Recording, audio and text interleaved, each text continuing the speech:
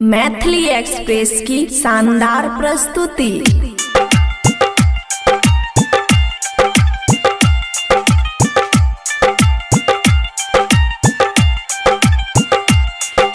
Music by DJ Guddu राज।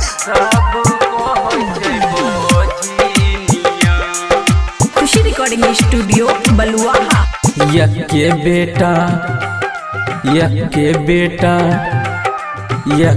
बेटा खातिर छठी मैया सबको होय छै बझिनिया। अके बेटा खातिर छठी मैया सबको होय छै बझिनिया। सबको होय छै बझिनिया छठी मैया सबको होय छै बझिनिया। यके बेटा खातिर छठी मैया सबको होय छै बझिनिया। यके बेटा खातिर छठी मैया सबको होय छै बझिनिया।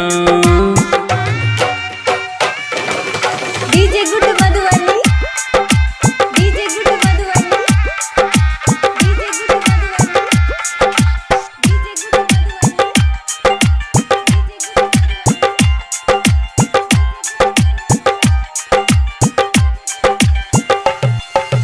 अरोसी परोसी देखी मार छठहकबा।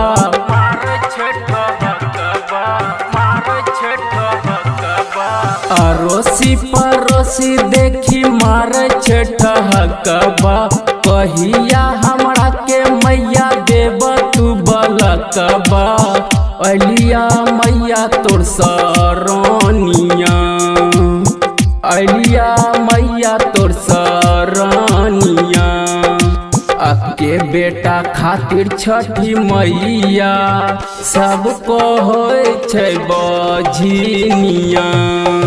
अके बेटा खातिर छठी मैया सबको होय छै बझिनिया।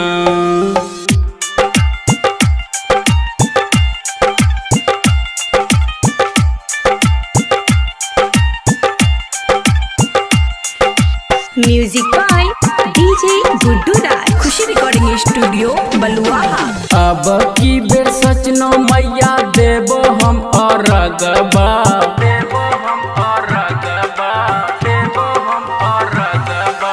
अब की बेर सोचनो मैया देबो हम अरगबा। घाट जाबै में मैया भेगेलो अबेरबा। फूटी गेलै ताकिरिनिया, फूटी गेलै ताकिरिनिया। अके बेटा खातिर छठी मैया सबको होय छै बझिनिया। अके बेटा खातिर छठी मैया सबको होय छै बझिनिया।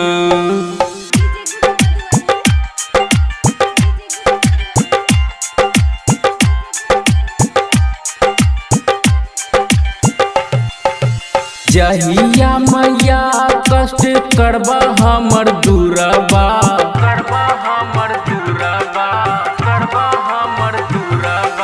जहिया मैया कष्ट करबा हमर दूरबा। तहिया से मैया हम रहबा तोहर भीरबा। तूफान राज को होय छ भजनिया। सोरबा भय त सारी दुनिया। अके बेटा खातिर छठी मैया सबको होय छै बझिनिया।